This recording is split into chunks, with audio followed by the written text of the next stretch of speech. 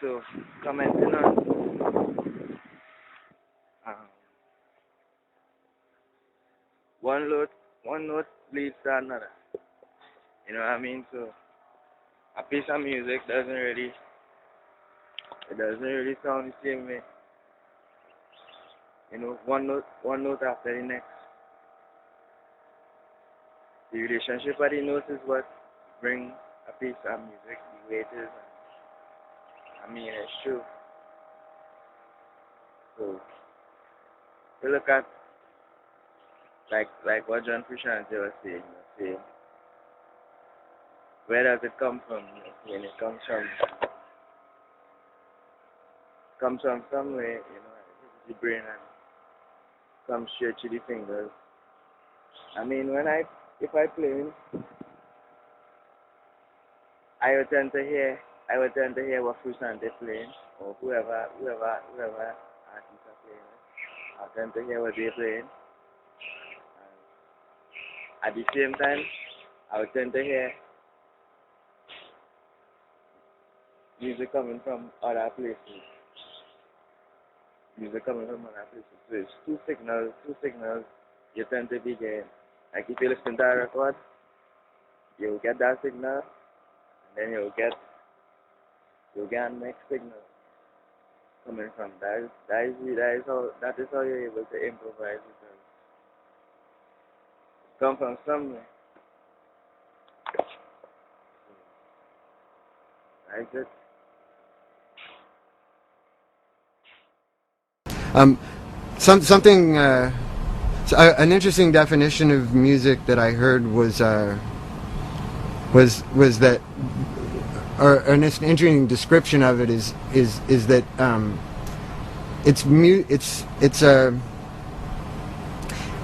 it's sound, it's a coordinate point between sound and human intelligence. It's the meeting of those two things. Sound on its own isn't music, as much as John Cage might have loved the sound of traffic in New York, or as much as we might like the sound of birds singing. It's not music until it's organized by human thought, and the fact that sound even enters our ears and then turns from a waveform into a electrical current in our brain, and that transfers, and then that becomes a musical feeling, and then we have the fact that music constantly is turning into from one thing into another. It's just one of those things that's just happening, and we have no idea why. It's like scientists can only explain what's happening, but they can't explain why it's happening. Yeah, so a good description of what music is that I've heard is that it's sound being organized by human thought or by human intelligence. The idea that as much as we might hear things that seem musical to us in traffic noise or in the sound of birds singing, it's not actually music until it's organized by human intelligence. And the fact that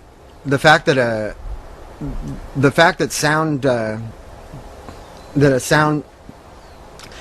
sound may start as a physical motion that's hitting a string that vibrates, and then that string turns into electricity that goes through a pickup and then goes through a cord and then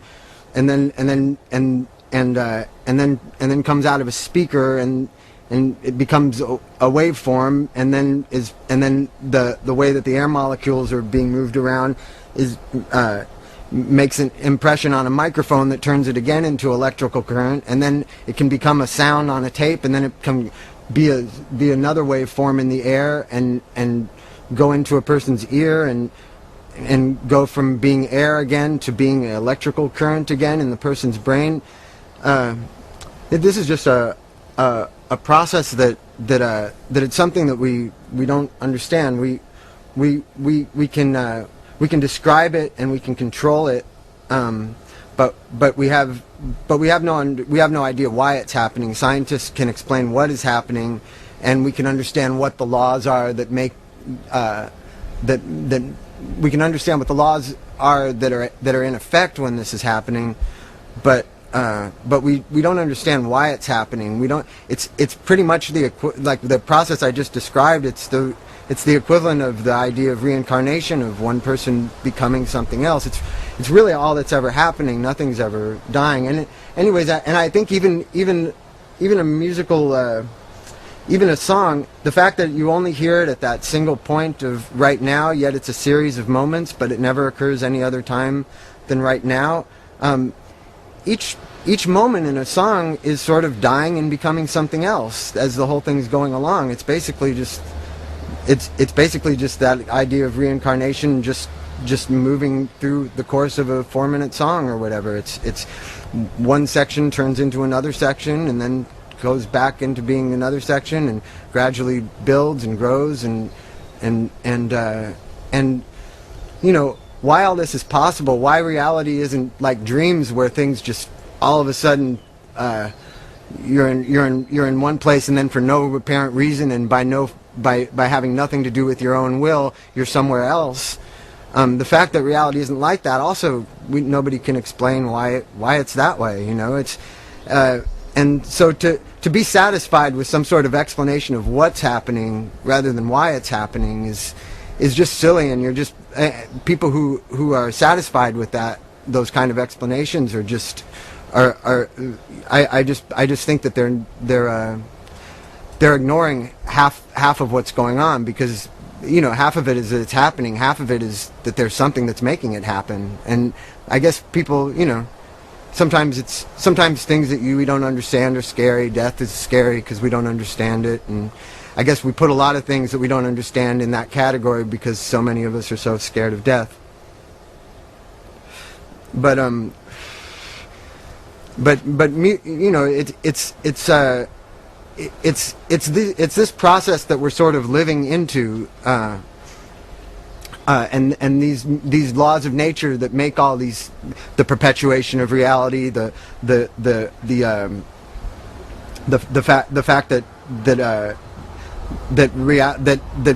yesterday doesn't die, that it still remains as a thought, and what we put on the shelf the day before is still there the next day.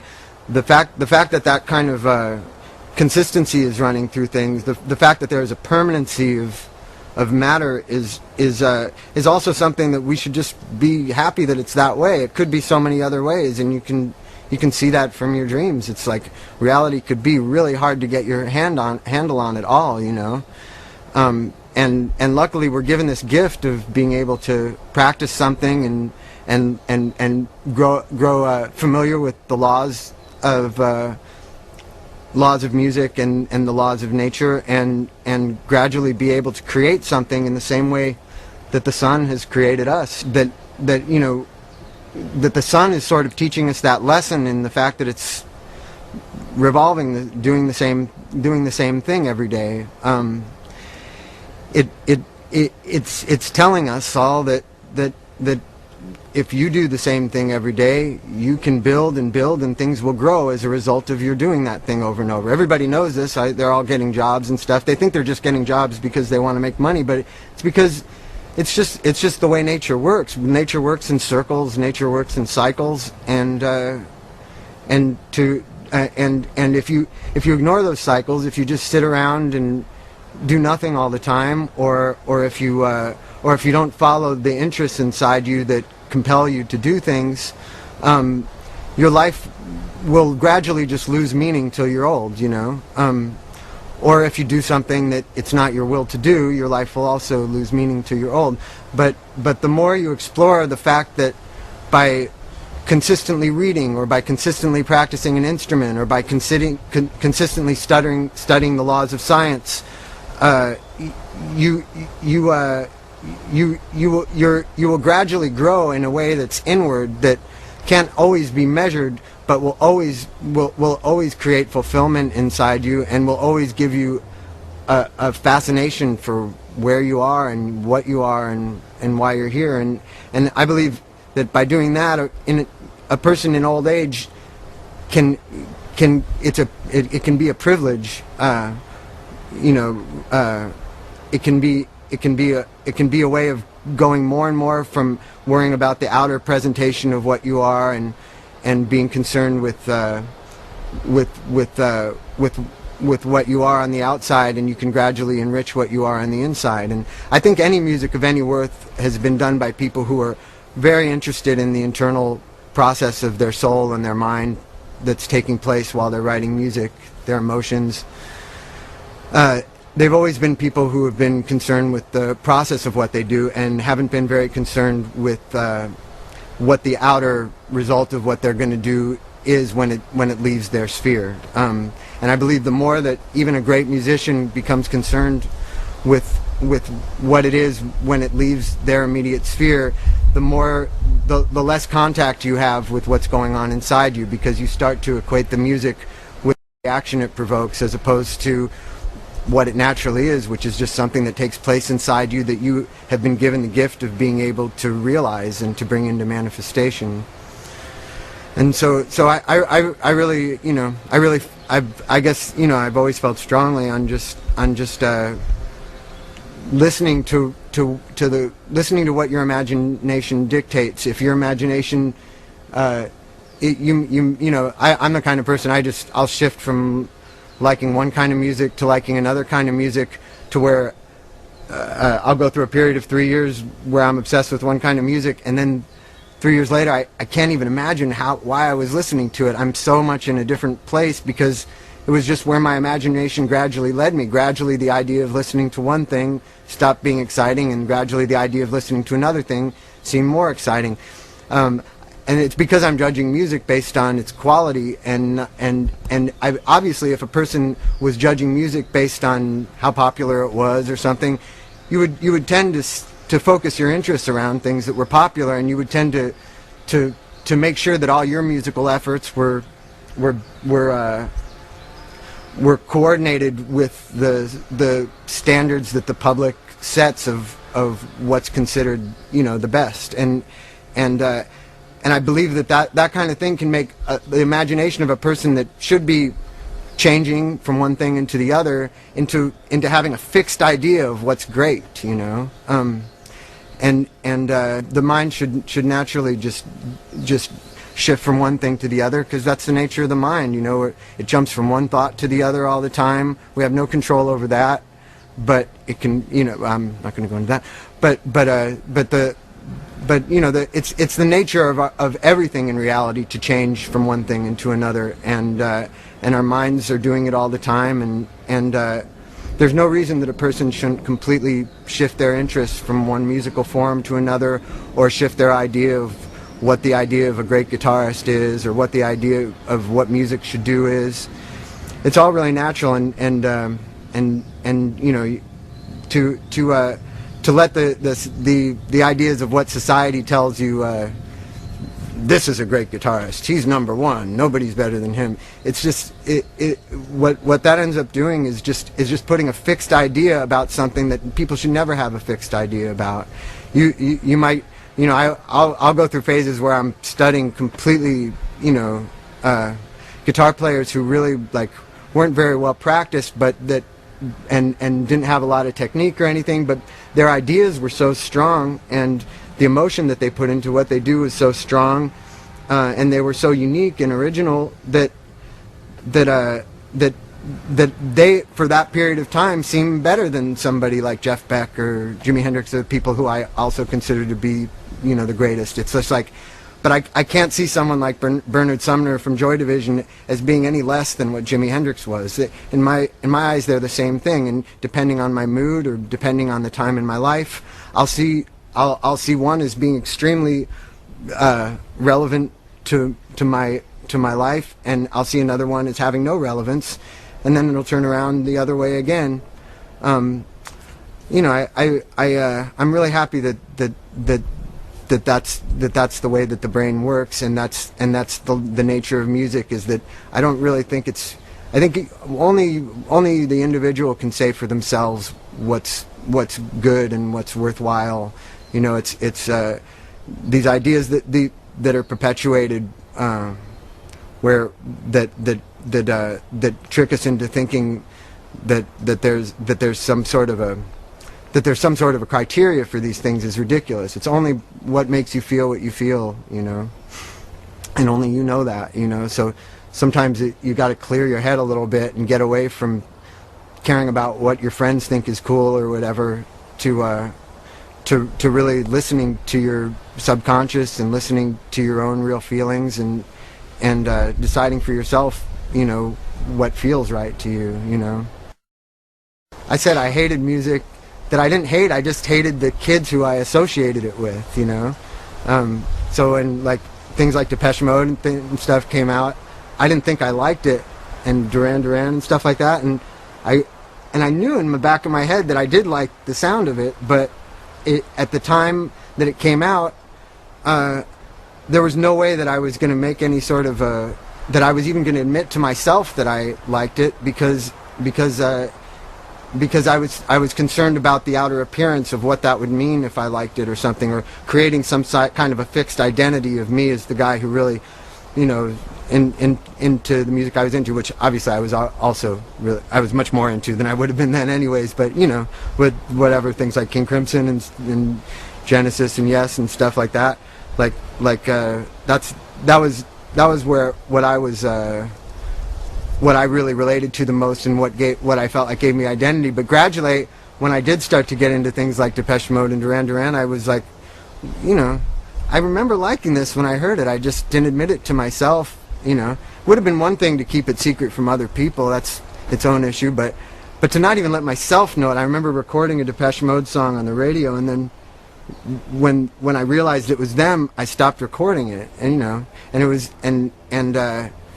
you know, I loved the sound of it, and that should have been all I was going by. You know, I shouldn't have been concerned about, oh, these people like it who I don't like, or something like that. You know, it's like, it's a silly way to think, and I guess I have the reverse of it. Most people like things because other people like them, and I think either way you're doing yourself an injustice, because you like everything you like for a reason. If something sounds good to you, it sounds that way for a reason, and even if you don't understand something right away, sometimes if there's some little part of your brain that says there's something healthy here, or there's something interesting here, sometimes it's important also to do that. I did that, you know, with jazz and stuff. Like, I guess I grew up around classical music, so I didn't have an ear for jazz the way some people do when they're young, but I knew that there was something there for me, and so I learned things on my guitar and gradually developed the receptors in my brain, the emotional receptors in my brain that relate to the types of feelings and sounds and chords and melodies that are in that kind of music, and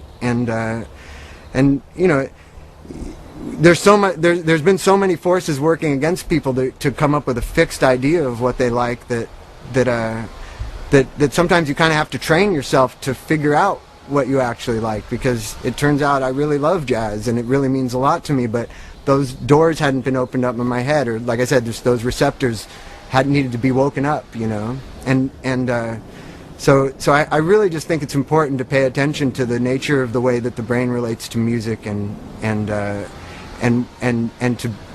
listen to every little thing it dictates in terms of how you can get more from all the wealth of beautiful music that there is in the world. There's an incredible amount of great music. It's unbelievable that so much has resulted from us. I mean, there's as much as there is food growing out of the ground and plants growing out of the ground. It's, you know, it's there if you gravitate towards it and if you put the energy into it. I think it's really unwise to just, you know, buy whatever the thing is that's pushed down your throat next. You know, it's like it's important to look for things and to find things yourself. You'll find that something is guiding you towards the things that you need to be listening to. The more you do it, the more in touch with that force you'll be.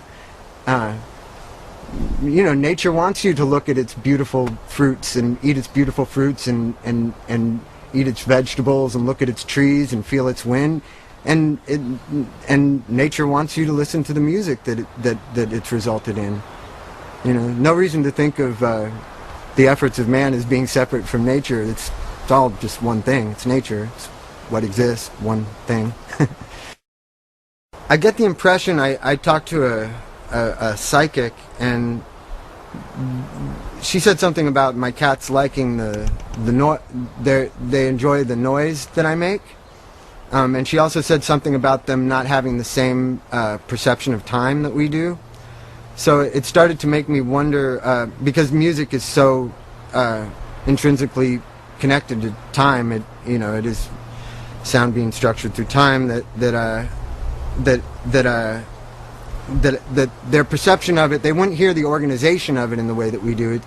It's funny how with a piece of music, you're just following your feelings, but you play something that is good in the form that you make it in. But if one note was off, if one note was in a slightly different place, it would sound totally wrong and sound like it didn't at all follow a coherent train of thought. It's real specific why one note sounds good following the next. And again, it's something you just gradually learn by following your intuition. It's not something that can directly, or at least it's never been directly explained, or understood. But it has to do just with the setup of our brain. We perceive time in the way that we perceive it because of the setup of our brains and our sensory apparatus and our nervous system. It's not so much that time's definitively going at that rate. It's totally possible for another species to be experiencing everything at a completely different rate. Seems to me like flies must experience it at a drastically different rate. They're way too on top of it for having such small brains. So I figure that cats are probably hearing time speeding up and slowing down or something all the time, and that what we hear as being musical organization and a coherent train of thought just doesn't sound like a coherent train of thought to them. But at the same time, they seem to respond to the music. My cats love it when I listen to music with them more than anything, but I believe that that it's because they feel the feelings that you're feeling when you're listening to it. I believe there's that cats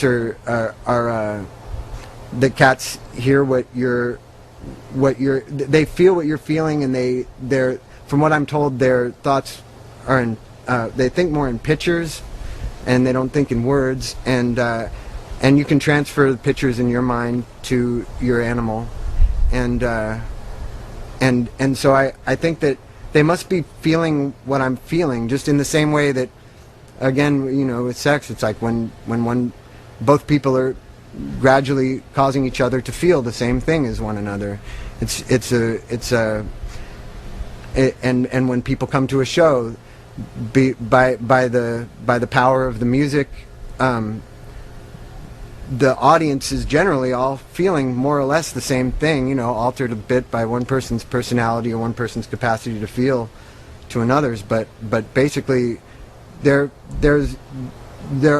all feeling what each other's feeling. And I think that's what's taking place when when an animal owner really loves their animal and their dog comes running when they hear them playing the piano. I think they really like hearing them play the piano because it's when their family member is feeling what they're feeling, and they like being in a room with that energetic current flowing through it. So yeah, I think they hear the sound, but I don't think they experience it the same way that we do. But I think they still experience it, and the end result is still the same feeling, most likely.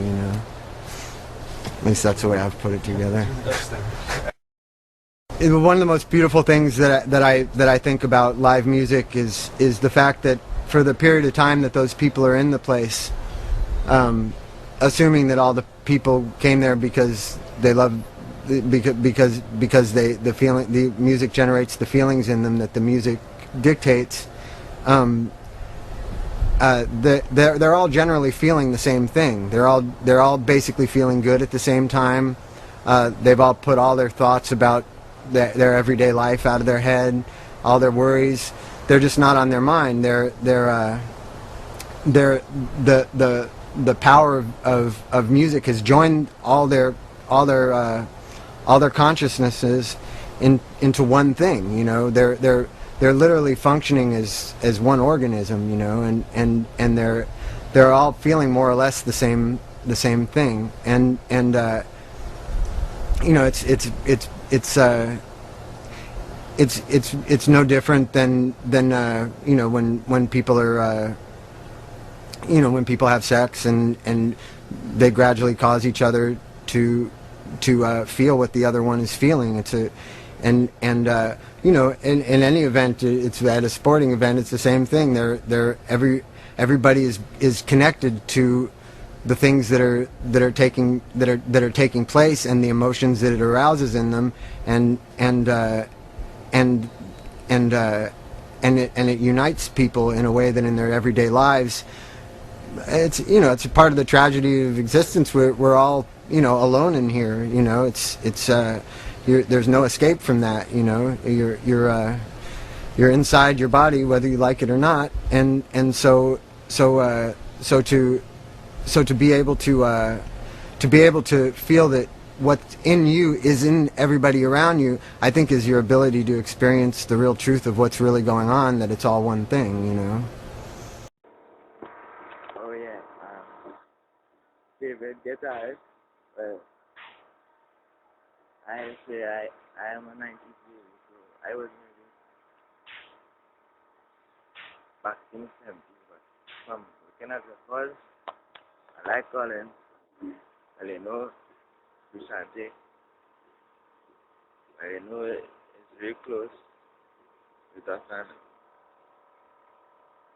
I would really compare the two of them because